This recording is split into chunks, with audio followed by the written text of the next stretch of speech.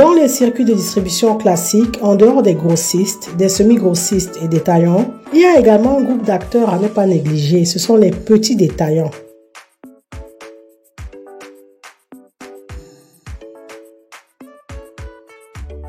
On les croise en général le long d'un trottoir, à des carrefours, à des feux, etc. Ils sont un maillon non négligeable de la chaîne de production agricole. Certains pré-transforment ou transforment ce qu'ils vendent, d'autres pas. AgriTV Web a donné la parole à quelques-uns d'entre eux afin qu'ils nous parlent de leur activité quotidienne.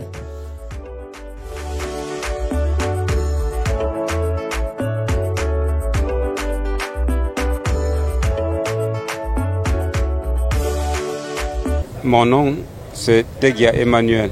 Avant, quand la ville était encore petite, on partait jusqu'à Kolkoumou, à Bakassi et aussi à Lobo, avant de chercher la banane et transporter dans les pick-up pour venir mettre ça chez nous à Colbison, là où on se trouvait. Bon, maintenant, la ville est devenue grande. Et vous voyez aussi que quand la ville est devenue grande, on a construit des maisons partout où il y avait les plantations. Et maintenant, pour avoir la banane, il faut que les gars qu'on partait chez eux et que leurs parents nous donnaient la banane, prennent maintenant de la moto pour aller encore plus loin, chercher de la banane pour pouvoir encore revenir nous revendre sur place, avant que nous cherchions encore comment faire pour transporter à vous la voiture et amener chez nous à Colbison. Donc c'est ça qui a rendu encore la banane plus chère. Bon, maintenant, il y a encore le coût de vie qui est devenu cher. Une maman qui a la possibilité de quitter le village avec sa banane, en arrivant en ville, trouve que tout est déjà monté cher. Vous voyez le savon, vous voyez le poisson, vous voyez la viande. Et elle est obligée aussi d'augmenter encore quelque chose sur la banane. Et nous avons encore les mamans qui viennent du village ont leurs petites sœurs ici en ville. Or, parfois quand nous arrivons dans le marché, les mamans qui viennent du village ont laissé la banane à leurs sœurs, dans lesquelles leur sœur doit rester par derrière vendre. Et vous savez que lorsqu'on fait un travail, on a besoin d'avoir un bénéfice. C'est ça, ils augmentent encore le prix de la banane, puisque ce ne sont pas eux qui cultivent la banane, c'est plutôt les mamans qui quittent du village, ils viennent leur donner, afin que nous revenons aussi encore acheter. Ce qui fait que la banane que nous attendons à ceux qui ont les motos, ça devient toujours cher. Les mamans qui viennent du village, n'ayant pas la possibilité de rester en ville, ils confient cette banane à leurs filles, leurs enfants. Et les enfants, là, nous revendent encore plus cher. Ce qui fait encore en sorte que nous aussi, quand on part d'abord à la maison, on laisse la banane pour que ça mûrisse. Et pendant que ça mûrisse, il y a les doigts des bananes à l'intérieur qui pourrissent. Et c'est avec ça que les femmes viennent prendre aussi pour aller faire les beignets. Maintenant, le peu que nous pouvons faire sortir pour aller dans le marché, et ça réduit. Donc il faut balancer de la façon que personne ne peut se perdre dedans. Puisqu'il faut avoir un peu pour pouvoir rentrer encore dans le champ et racheter encore. Bon, c'est avec ça que nous pouvons faire vivre toute la famille sans avoir peur de rien du tout. L'essentiel, c'est d'abord de savoir conserver de la banane. Parce que la conservation est aussi très dérangeant. Il y a des époques où la banane ne fait que pourrir, et que lorsqu'on ne sait pas garder, on ne s'en sort pas. Comme la saison-ci. C'est la saison qui fait pourrir la banane. C'est une affaire qu'il faut travailler toujours beaucoup. S'il fallait que nous ayons beaucoup de bananes, c'est le gouvernement qui devait chercher comment faire pour qu'on donne la possibilité à ceux qui travaillent dans la banane, pour qu'ils aillent sur le terrain. Par exemple, moi je fais mûrir la banane, mais ce sont des doigts que je ramasse un peu de partout. Si j'avais le moyen de faire une plantation de bananes, ce que je devais vendre la banane encore plus moins cher. Vous voyez aussi que nos frères prennent de la banane pour aller à l'étranger vendre. Nous, on en discute avec eux dans le champ des bananes. Dans les champs des bananeraies, on en discute et après, quand ils ont assez de moyens, ils prennent plus que nous.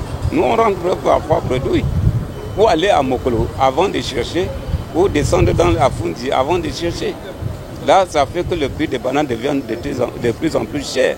Il y a les gros doigts qui sont, par exemple, comme ceux-ci, nous les vendons 3 à 200 francs. Les autres qui sont un peu moins que eux, on les vend 4 à 200. Les plus petits, on les vend 3 à 100 francs. Et ça va dessus ainsi. C'est ça qui fait que nous, on est dans le marché tous les jours. Avec le bénéfice de la banane, j'envoie les enfants à l'école. J'envoie de l'argent au village pour certaines affaires qui concernent la famille. Oui. Et avec la banane, je traite ceux qui ont le mal d'estomac, ceux qui ont la constipation, ceux qui ont aussi les filets, ceux qui ont les fièvres typhoïdes. Donc, la banane traite beaucoup de choses. Et ici au marché, comme je vends au marché à Kennedy, je fais beaucoup de vêtus avec la banane. La banane peut nourrir son homme. Si effectivement l'État veut combattre certaines, disons que le chômage beaucoup pour les jeunes, qu'on essaye de trouver des vastes terrains. On invite ceux qui peuvent aller cultiver la banane. Parce que s'il y en avait beaucoup de personnes, la banane serait très moins chère. Vous voyez qu'on prend de la banane pour aller au Congo, on prend la banane pour aller au Gabon, on prend la banane pour aller en Guinée équatoriale, on transporte notre banane pour aller au Tchad, on transporte notre banane pour transformer sur place. Ce qui fait que d'ici peu de temps, on ne pourra même plus manger les bananes en doigts. On pourrait les manger que dans les biscuits et dans le pain. Si l'État ne fait rien, on ne pourra pas avoir un doigt de banane. Quelqu'un qui pourra trouver un doigt de banane à 150 francs pourra dire qu'il a trouvé la bonne chose.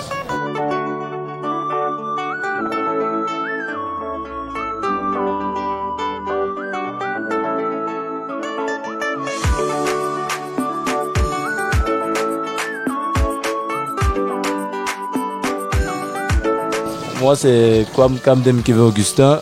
Je fais dans le plantain, comme vous le constatez, dans les frites de plantain. Et le plantain, actuellement, c'est un business un peu florissant pour le moment. C'est vrai que pour s'approvisionner, ce n'est pas facile. Il y a des moments, il y a le plantain, il y a des moments, il n'y a pas le plantain. Bon, les périodes qu'il y a le plantain, comme vous le constatez, c'est moins cher. Pour la période d'août, avant août, le plantain ne sort pas. Pour avoir le plantain maintenant, c'est un peu compliqué. On sort à 22h, 23h pour entrer à 4h du matin. Par contre, quand il y a le plantain, la période du plantain, on sort à 4h pour entrer à 7h. Donc, vous pouvez le constater, je fais ce plantain à base de plantain naturel avec d'huile raffinée. Dans tous les marchés, il n'y a pas de marché précis. Il n'y a pas de marché précis. Tu sors le matin, comme moi je suis dans la localité de Yaoundé 4, je me ravitaille plus particulièrement à Tarnambala, Fundi et Kwabang. Alors, la difficulté, c'est juste pour avoir la matière première. Bon, il y a des périodes, la matière première est facile à trouver et des périodes mortes. Comme les saisons pluvieuses comme ça, ce sont les périodes mortes.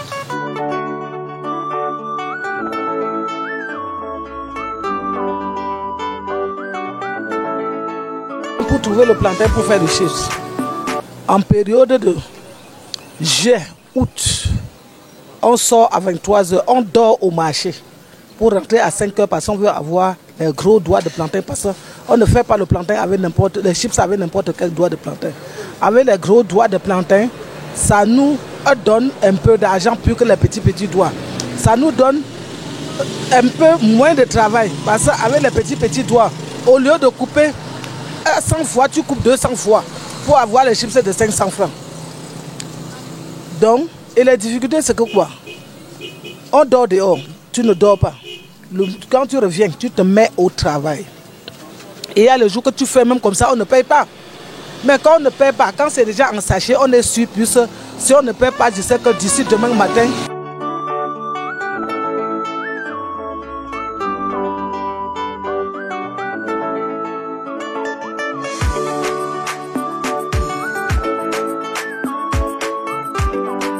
je m'appelle Joa Isaac. Dans mon activité, je vends les palmistes du Nord. On s'appelle les palmistes du Nord. Mais en bref, en vrai français, on dit les chouchés ou les suédans. Ça sort du Nord. On cultive ça, comme l'arachide. On cultive, on labore. Et bon, après 6 mois plus tard, on récolte. Et dès qu'on récolte, alors, bon, la majorité sont les femmes qui travaillent ça chez nous. C'est les femmes qui savent comment cultiver ça, et comment garder ça, et comment faire ça. Ça sort d'abord comme ça. Et alors, si tu veux cultiver ça, tu mets dans l'eau, tu mets 3 jours, tu enlèves, après tu sèmes ça. Et ça pousse, ça ressemble à un gazon. Et dès que ça pousse à l'eau, ça fait après 6 mois, tu vas récolter. Ça sort direct, ça sort d'abord sec. Et dès que ça sort sec à l'eau, dès que pour expédier, pour venir à Yaoundé à l'eau, bon, tu envoies l'argent. On paye au village. Bon, des fois les sacs c'est 50 000, 70 000. Comme maintenant, comme c'est pas son période, maintenant c'est 85 000. Bon, dès qu'arrive aussi pour mettre dans l'eau, tu prends l'eau, tu mets dans l'eau, 2 ou 3 jours, tu enlèves ça dans l'eau, tu laves pour devenir propre. Bon, pour les gens qui vont conserver ça, ou les gens qui vont garder ça jusqu'à 2 ou 3 semaines, c'est qu'il y a moyen comme ça, tu peux garder 2 ou 4 jours dans le frigo ou dans le congélateur. Et c'est qu'il y a c'est comme ça, tu peux garder pendant jusqu'à même 1 an, ça ne se gâte même pas. Bon, je vends ça comme ça, voilà pour 50, voilà pour 100 francs, voilà l'os de 50, voilà l'os de 100 francs, voilà l'os de 200. Et encore, on a aussi un couvert à la maison qu'on vend à 5 000, et à 4 000, et à 3 000. Bon, ici on vend à 200 et ça là on vend à 100 francs. Bon, les dattiers, ça c'est un fruit qui sort, bon, on peut dire que ça sort pas, ça sort du Tchad. Ça sort du Tchad et du Niger et c'est bon aussi pour la santé et c'est bon aussi pour l'organisme. C'est un fruit qui est bon et que c'est le fruit que tu peux manger même 2 matins ou 2 soirs, c'est bon, ça te donne aussi la force. Et ça te donne pendant même du travail, même dur, en travaillant, en sortant, tu peux prendre 2 ou 3, tu manges et tu prends un verre de café, tu bois, ça tu sors, tu te sens bien à l'aise et bon, tu vas travailler bien sans fatiguer.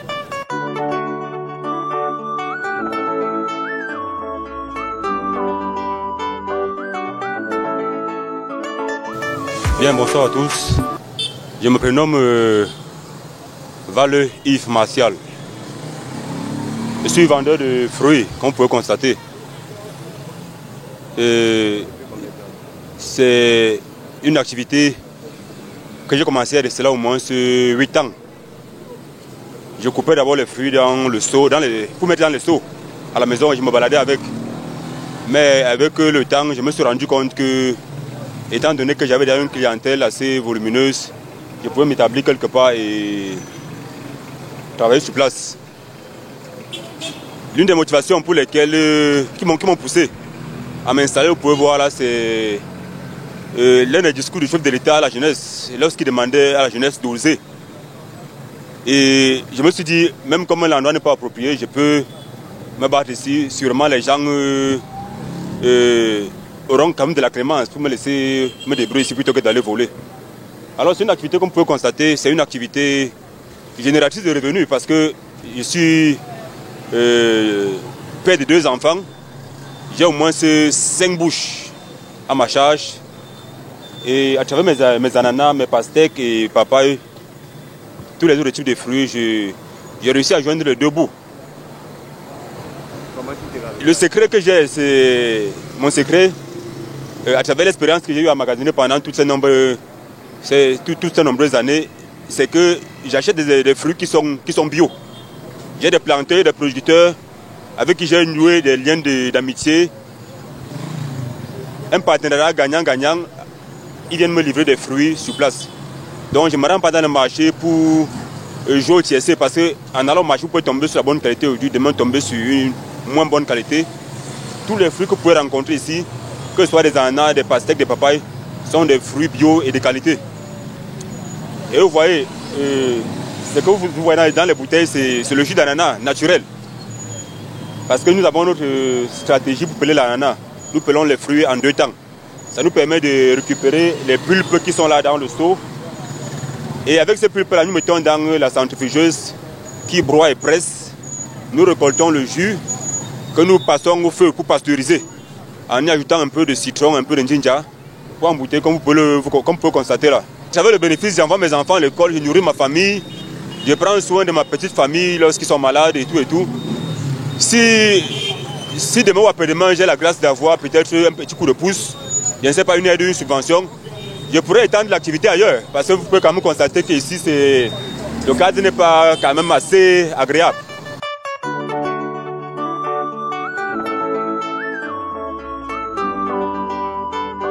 Salut, moi c'est Nguimatia Aol. Je pars en terminale, je reste à Mindong et suis là vers Mimboman pour les vacances, pour faire mon petit commerce.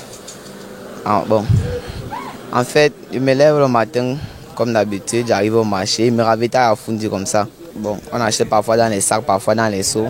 Il y a des jours que le sucre est moins cher au marché, des jours que c'est rare, des jours que c'est très cher. Bon, on vend au même prix. Les clients disent qu'ils simplifient toujours, mais on essaye de les convaincre qu'on achète le sucre, on peut emballer et tout ça. Pas même les jus, on presse les jus pour vendre. On vend ça en fonction du client, comme il y a les clients compliqués. On attache les paquets, il y a 100 là-bas qu'on peut voir au sol, 200 et 500. On se balade avec, il y a les jours que ça passe, des jours que c'est compliqué, mais on fait avec pour aider nos parents et tout ça. On peut avoir le bénéfice de 3 000 à 5 000, parfois 2 000 seulement. C'est un peu ça. Donc quand ça ne passe pas, on gagne 2 000. On a souvent 3 000 à 5 000. Ma seule difficulté, c'est l'environnement. Parfois, tu entres dans les places, la cigarette partout. Parfois, tu entres dans les places, certains odeurs, mais nous sommes obligés de partir partout pour vendre. On ne peut pas rester sur place, on fait avec. Mon bénéfice, il y a des jours que, à Rancang, j'achète même l'habit. Bon, je me ravitaille, je ne garde pas seulement. Il y a des jours que je mets dans la caisse, des jours que j'achète même l'habit pour rentrer avec et tout ça. Des jours que j'achète même la chaussure pour rentrer à la maison avec. Je sais qu'à la fin des vacances, mon oncle pourra m'aider à acheter certains cahiers comme ça, il va au marché, ce qu'il peut compléter c'est ça. Mon oncle m'aide souvent beaucoup à la fin des vacances, en ce qui concerne les fournitures. Et j'aide un peu mon père pour payer la pension. En ce qui concerne les fournitures, je sais que c'est mon oncle qui va m'aider.